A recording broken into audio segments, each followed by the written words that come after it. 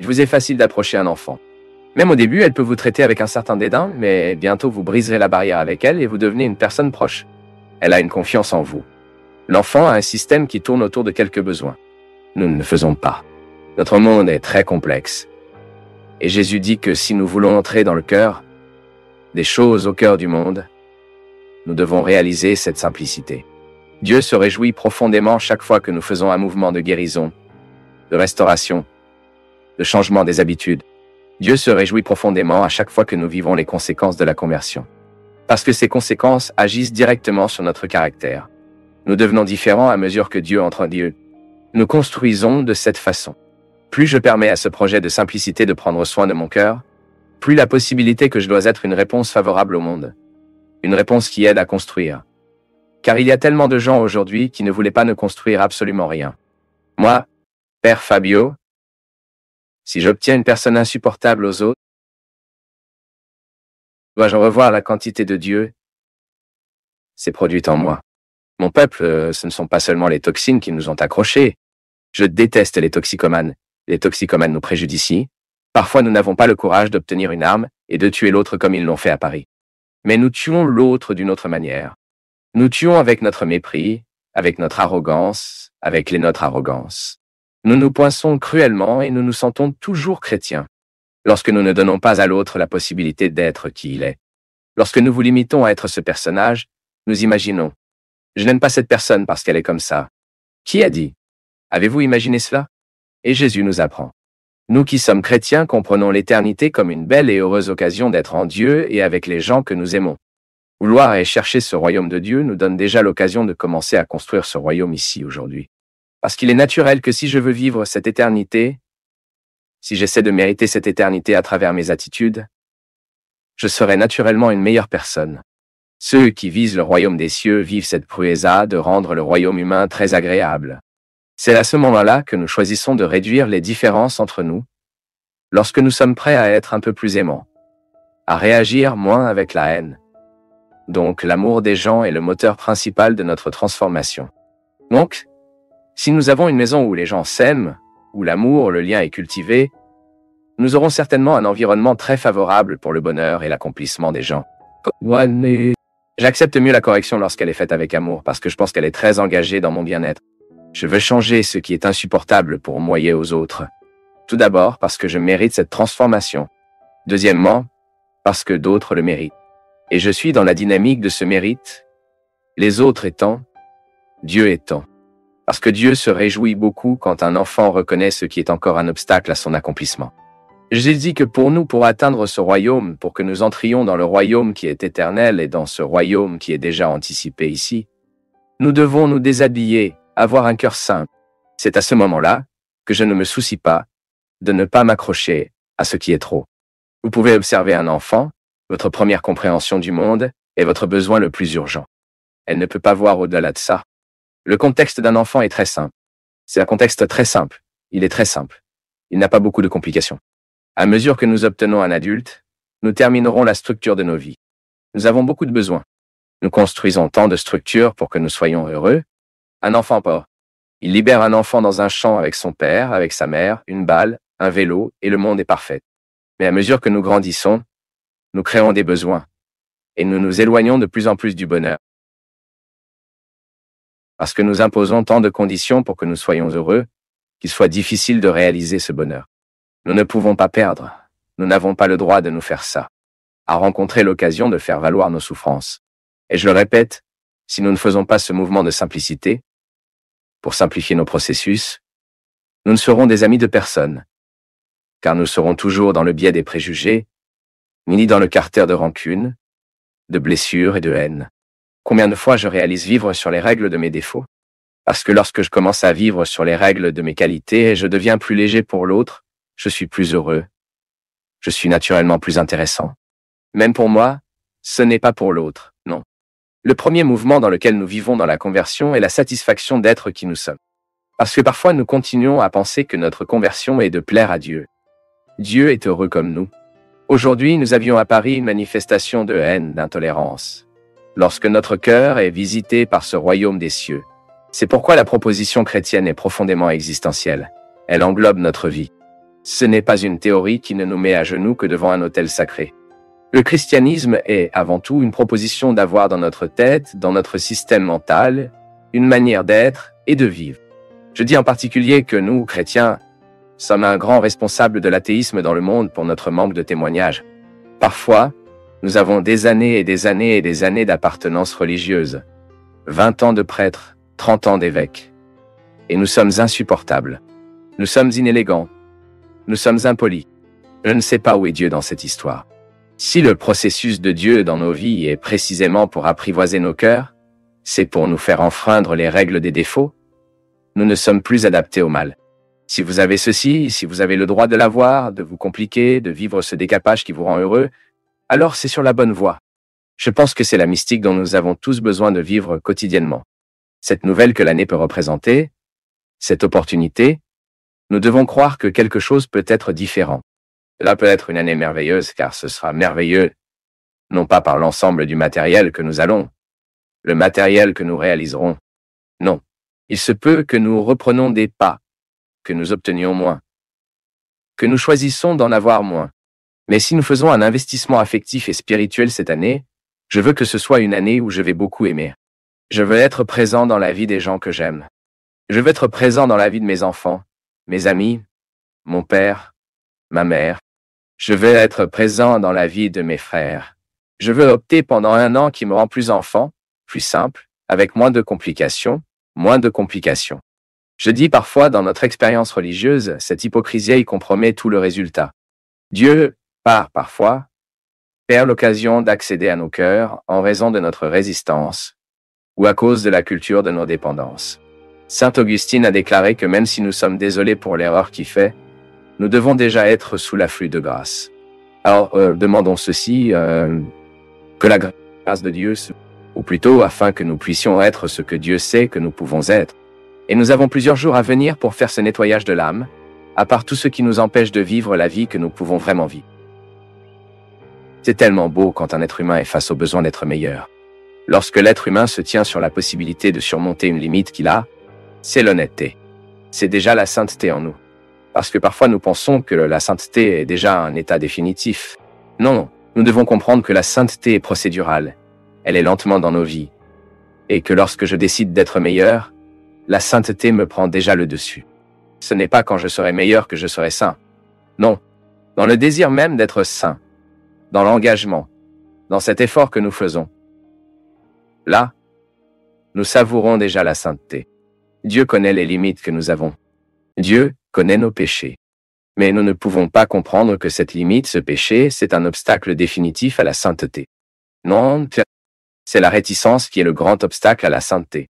Parce que lorsque nous tombons, le cœur qui est vraiment immergé dans le mystère de la sainteté, il n'accepte pas d'être tombé. Il veut s'améliorer. Quand nous réalisons que nous avons blessé quelqu'un, le premier mouvement de nous qui vit honnêtement le processus de vouloir être mieux, c'est que nous regardons. Regardez, désolé, pardonne-moi, je ne voulais pas le faire, ou à ce moment, je ne savais pas que je souffrais, je ne savais pas que je souffrais, je ne savais pas que je souffrais. C'est ce qui rend le monde meilleur, en fait. Nous diminuons le pouvoir de la violence. Parfois, nous sommes battus et il n'y a pas d'autre moyen. Une personne peut vous attaquer au moment où vous dites quelque chose de votre part injustement. Mais vous pouvez vous venger. Mais je ne sais pas si la vengeance est une belle façon de corriger le monde. Je ne sais pas si le moment où vous vengez de celui qui a fait une certaine injustice contre vous, en fait, vous créez encore plus de contexte d'injustice. Et la belle vie, c'est quand nous parlons, non, je ne le ferai pas, je ne riposterai pas, je ne serai pas injuste pour lui non plus, car sinon j'aggrave le monde. Si cette attitude qui m'a frappé a déjà aggravé le monde, je ne reviendrai pas pour le multiplier. Nous vivons donc et cherchons une vie plus légère, faisons plus d'attention à nous-mêmes, que parfois nous continuons à nous chercher trop et nous finissons par nous oublier. Parfois nous sommes tellement inquiets de l'attitude de l'autre que nous n'avons pas le temps de prêter attention à leur propre attitude. Et en fait, le premier à être transformé doit être moi. J'aime vraiment cette chanson qui parle, non?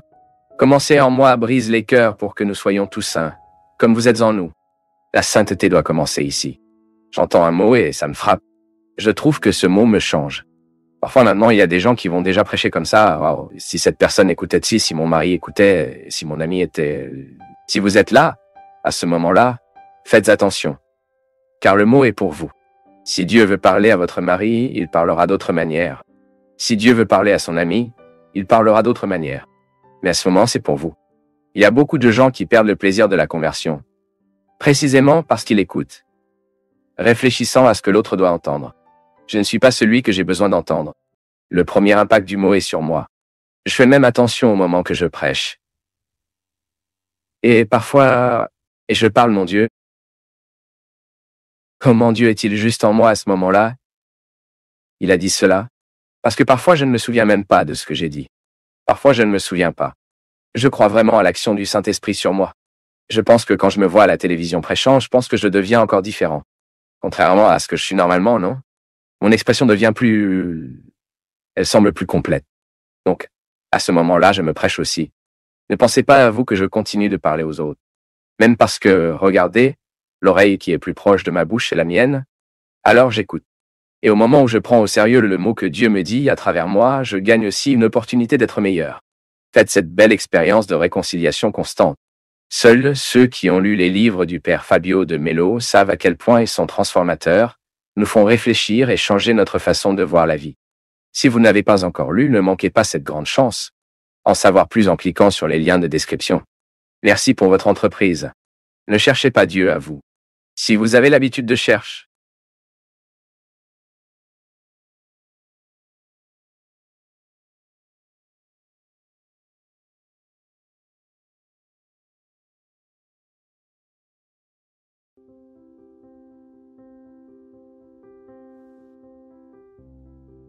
sous cette certitude que la grâce de Dieu nous atteint, nous protège, nous met dans une circonstance de soin. Soit dit en passant, car est une expérience humaine qui nous aide beaucoup à comprendre l'amour de Dieu pour nous. Quand je fais attention, ou quand je suis le soignant, quand je suis dans l'un de ces rôles, j'ai une occasion unique de comprendre ce que signifie être prudent par Dieu, parce que la foi nous enseigne, et ce réconfort nous est donné par la foi que la grâce de Dieu et l'amour de la miséricorde qui précèdent toute attitude humaine. Même aujourd'hui à la maison, nous parlions à quel point il est difficile dans la vie d'une personne d'avoir besoin de faire face à la maladie, à l'âge, ou aux deux ensemble, à l'âge et à la maladie, sans avoir quelqu'un qui s'en soucie. Il est très triste que vous deviez vivre votre indigence dans la solitude, car lorsque nos forces sont manquantes, la grâce ne nous suffit que. Vous qui avez besoin de faire face à la perte d'un enfant, par exemple, vous n'avez pas de force humaine pour voir un enfant enterré. Combien de fois j'ai été avec des femmes qui devaient enterrer leurs enfants? Il n'y avait aucune force humaine pour cela. C'est trop blessé. Et à ce moment-là, seule la grâce de Dieu peut nous aider, peut nous soutenir. Ce n'est que lorsque nous sommes soutenus par la grâce de Dieu que nous réalisons ces barrières, ces tempêtes. Il nous soutient, il tient, nous donne des conditions pour comprendre la faiblesse comme une opportunité de connaître ce Dieu qui nous précède. Parce qu'il en est ainsi, c'est comme si nous avions épuisé toutes nos ressources. J'ai déjà fait ma patience, j'ai déjà donné mon organisme de bienfaisance, j'ai déjà donné mon courage, j'ai déjà donné mon amour, j'ai déjà donné ma miséricorde, alors Dieu vient et me soutient avec cette réserve. Comme si c'était notre précelle. Lorsque vous pensez que vous avez déjà épuisé toutes les richesses du sol, vous atteignez toujours l'endroit qui n'est pas le vôtre, qu'un antéasala, mais est à votre disposition en tant que réserve pour vous aider à continuer. Perdre quelqu'un, car il est difficile de perdre quelqu'un, de perdre une mère, doit enterrer une mère. Mais Colto a dit, si poétiquement, n'est-ce pas? Il n'y a pas de terre dans ce monde qui peuvent enterrer une mère. Je dis qu'il n'y a pas de terre dans ce monde qui peuvent enterrer une personne que nous aimons, quel que soit son rôle dans nos vies, ou par un lien biologique, le même sang que nous avons, c'est-à-dire par le lien que la vie que nous avons fournie à vivre. L'amour qui a été établi et qui était définitif. Vous devez enterrer une personne qui était fondamentale dans votre vie n'est pas facile. Ce n'est pas une blague. Parce que si je vis mon christianisme uniquement dans la pièce que je connais, la pièce de mes vertus, la chambre de mes engagements, la salle de mon cœur, la mienne discipline, je risque de vivre un christianisme sans Christ, sans Dieu. Fade. Et comme je perds ma vie, ma vitalité, que reste-t-il? C'est là que l'impuissance est établie. C'est là que beaucoup de foi qui semblaient à la fois s'effondrer lorsque vous réalisez qu'il n'y a pas de Dieu dans cette histoire. Il n'y a qu'une seule recherche pour elle-même, qui semble religieuse. Que signifie être soutenu par Dieu? Cette phrase est utilisée tant de fois, mais qui a vraiment ressenti cela? Arrêtons l'hypocrisie. Qui a vraiment pensé qu'après qu'il n'y avait plus de forces humaines, vous avez connu une force qui n'était pas la vôtre? Cela vous a tenu pour venir à la vérité de cette expression et pas seulement de la répétition. Que Dieu me soutient au moment de ma douleur. C'est beau de le dire, mais cela ne se produira que si ma spiritualité est approfondie et que je vis un moyen en Dieu qui me fait visiter au moins de temps en temps ce saint des saints. Qu'une religion qui ne me mette pas le partenaire avec Dieu peut souvent être une pratique sociale, un engagement de dimanche. Je vais à la messe, je rentre chez moi, et je ne suis pas en mesure de vivre sur les avantages de ma foi. Ce qui est précisément croire qu'il y a un Dieu qui me précède. Saint Augustin a déclaré que même pour que nous de nous reconnaître pécheurs, nous devons déjà être sous l'afflux de grâce. Donc cette grâce, cette faveur qui me précède dans toute attitude. Alors pourquoi je l'aime? Parce que je suis auparavant aimé. Pourquoi suis-je miséricordieux? Parce qu'auparavant, quelqu'un était miséricordieux envers moi. Pourquoi devrais-je être juste? Parce qu'auparavant on m'a donné le droit de connaître la justice. En théologie, nous apprenons que la grâce est la protection de la vie humaine. C'est simple à comprendre. C'est comme une antirome qui ne nous appartient pas, mais qui nous a été donnée. Il n'est pas produit par nous, mais nous pouvons y assister. Ce n'est pas moi qui a construit l'incarnation. La pièce que je construis, ce qui est ma vie, mais pas l'intérêt. On m'a donné le droit d'y assister, alors ça me précède. Quand j'ai découvert que Dieu est l'amour, quand j'ai eu l'occasion de connaître la miséricorde de Dieu que nous avons célébrée le week-end dernier, quand j'ai découvert le sens de cette miséricorde comme une grâce qui me précède, et quand j'ai vu les avantages de cette miséricorde dans mon vie, oh, mais je veux le dire à tout le monde. Je ne veux pas manquer l'occasion, même si c'est une grâce que je fais, même si c'est dans une blague que je dis. J'ai l'occasion de montrer que Dieu est l'amour. Oh, c'est ma plus grande joie pour moi. Je me dis toujours pour moi. Quand je vois le résultat de mon travail, donc, mon expérience est lui. C'est avec lui que j'ai appris. C'est avec lui que j'apprends quotidiennement ce que je fais un point d'enseignement. Est-ce que tu sais pourquoi? Parce que ça m'a fait du bien. Donc, avoir la foi, c'est que vous ne reconnaissez qu'à aucun moment vous êtes seul. Sur les pierres des routes où j'ai marché, dans les pertes auxquelles j'ai été confronté pour être qui je suis. Dans l'échec que j'ai vécu, tu étais tout le temps là-bas. Votre amour me suffit. Votre regard me parvient. Sur vos genoux, je suis un enfant. Et votre plaisir est de me garder. Quand je n'ai aucune issue, ta voix me fait revenir. Je me souviens du jour où j'ai fait la musique, j'ai été fortement visité par les événements qui m'ont été très difficiles à affronter, les luttes, les difficultés, tout ce qui faisait partie de ma vie au cours des 2 dernières années. Et ce que j'ai trouvé intéressant, c'est qu'il n'y avait pas de rancune dans mon sentiment, tu sais. Quand vous regardez un passé qui était difficile, mais sans aucune rancune, sans cette prétention de penser que la vie était injuste pour moi, non. Parce que je sais que tout ce que j'ai soutenu, je pouvais vivre. Parce que Dieu me soutenait. Ce sont des opportunités heureuses, très difficiles quand il s'agit d'être vécues. Mais après avoir regardé en arrière, vous vous rendez compte que ce sont des opportunités heureuses que vous deviez être portées par Dieu. Cela nous fait vivre une expérience si intéressante de Dieu, parce que Dieu n'est plus un échange de faveurs, un exemple où nous échangeons des faveurs, non?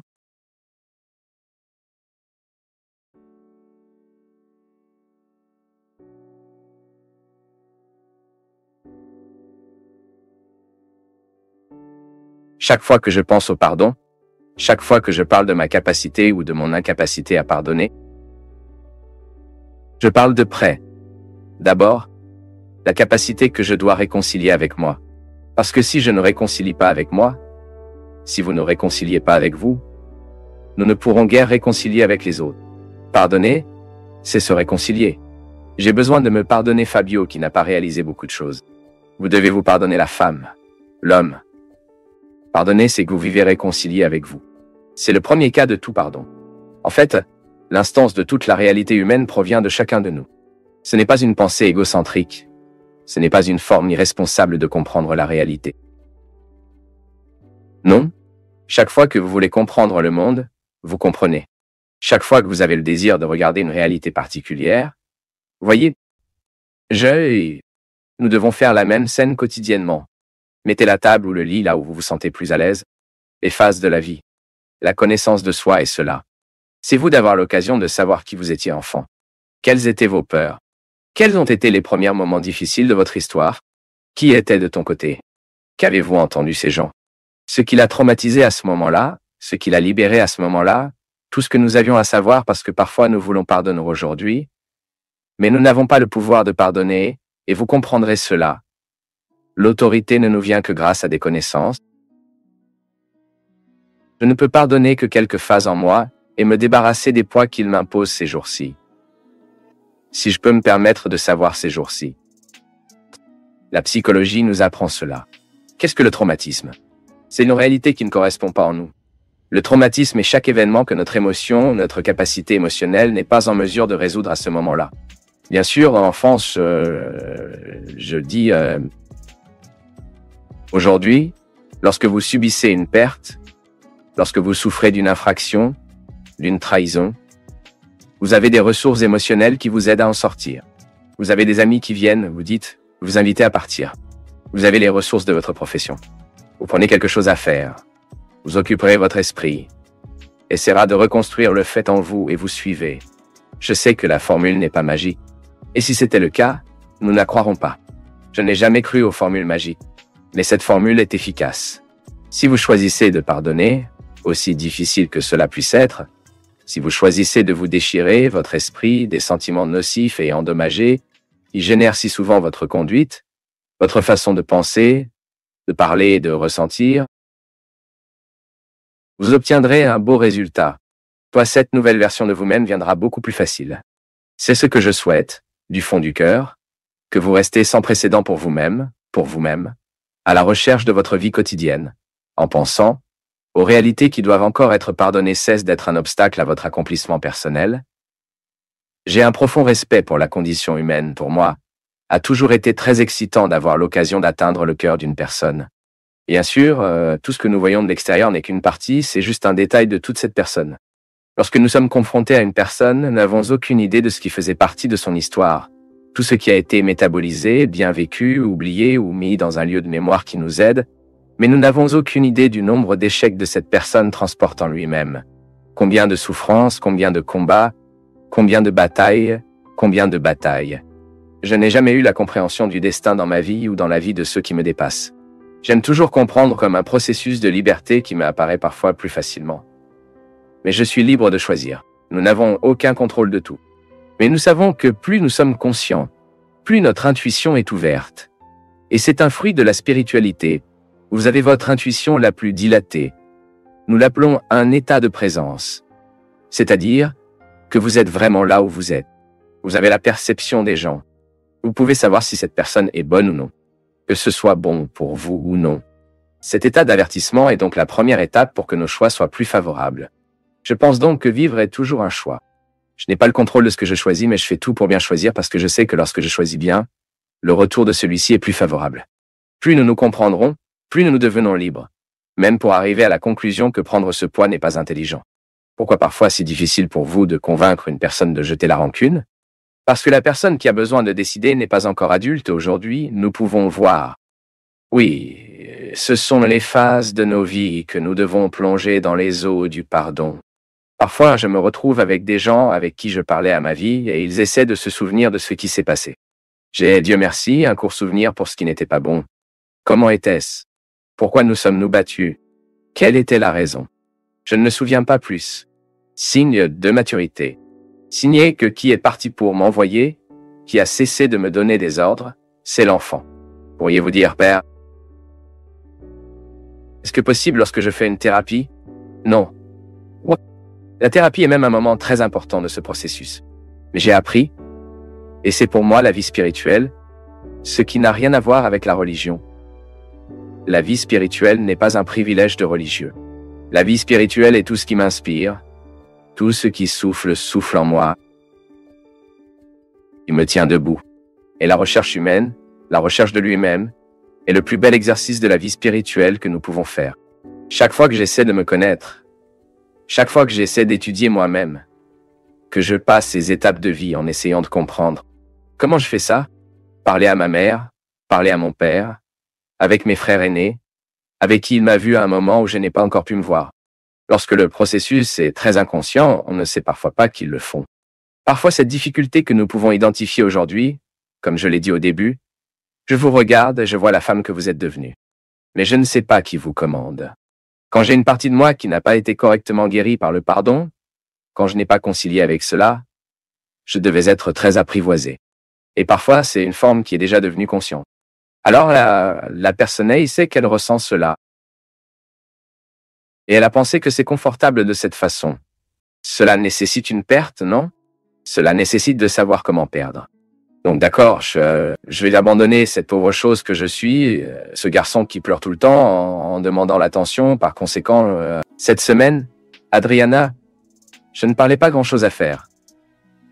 Mais j'apporterai parce que c'est une façon d'expliquer combien de fois nous sommes commandés par l'enfant que nous sommes commandés. Je dis que j'ai un profond amour pour l'architecture. J'adore une belle maison. J'aime une belle église, un beau théâtre. Mais j'ai commencé à noter que lorsque nous, adultes, nous nous sommes assis avec les architectes pour faire un projet de notre maison, ils s'assoient avec eux et généralement les enfants nécessitent eux. Non? Car alors ils construisent d'énormes maisons qui nous donneront un entretien terrible et nous utiliserons quelques mètres carrés de cet environnement. Mais en fait, la très grande maison, avec d'énormes pièces qui peuvent abriter 70 familles à l'intérieur. Petit fruit de la décision de l'enfant immature en nous. Parce que si j'étais, bien sûr, je serais peut-être libre et que je veux une grande maison, mais c'est l'adulte qui décide. Ce n'est pas l'enfant nécessiteux. Qui n'a jamais rien eu et maintenant. Qui doit montrer aux autres et puissant. Elle se leva dans la vie. Qu'elle a surmonté la pauvreté. Non. C'est ce que je dis. Un travail que nous devons faire avec beaucoup et je me fais ça tout le temps. Et beaucoup de gens qui viennent vers moi pour une direction spirituelle, c'est tout. Ayez le courage de reconnaître en vous ce qu'il est confortable à garder hors d'air. Il y a des gens, je pense que ceux qui nous regardent savent très bien de quoi nous parlons. Mais ce n'est pas vivant. C'est semi-vie. Vivre, c'est un être libre. Même, lorsque vous voulez faire un charme, attirer l'attention de quelqu'un, vous en êtes libre et conscient. Écoutez, je vais faire un charme ici pour attirer l'attention de mon mari aujourd'hui ou mon petit ami, ma copine. Et même libre de décider de cela. Mais quand il s'agit d'un processus inconscient, c'est beaucoup de souffrance. Car la personne a cette posture et ne sait pas exactement comment la changer. Donc nous, dans l'expérience de pardonner et d'être pardonné, je n'ai aucun doute. Ceux qui pardonnent, bien que la voix de l'homme d'aujourd'hui, qui pardonnent vraiment, c'est l'enfant qui doit encore attirer l'attention sur sa douleur, son traumatisme, ses souffrances. Quand je peux, par la réflexion, une compréhension, conclure un accord avec ces phases et dire que tout est droit. La vie ne me doit rien. C'est bon. J'ai besoin de pardonner, de suivre.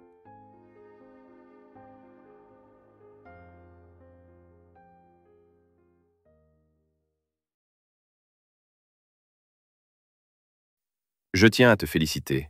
Tu es allé jusqu'au bout d'une vidéo dense et sans raccourci. Cela demande de l'attention, de l'ouverture et du courage. Laisse en commentaire ta ville ou une phrase qui t'a touché. Et si tu penses que ce contenu peut aider quelqu'un, partage-le avec cette personne. Merci, une grande accolade et à bientôt.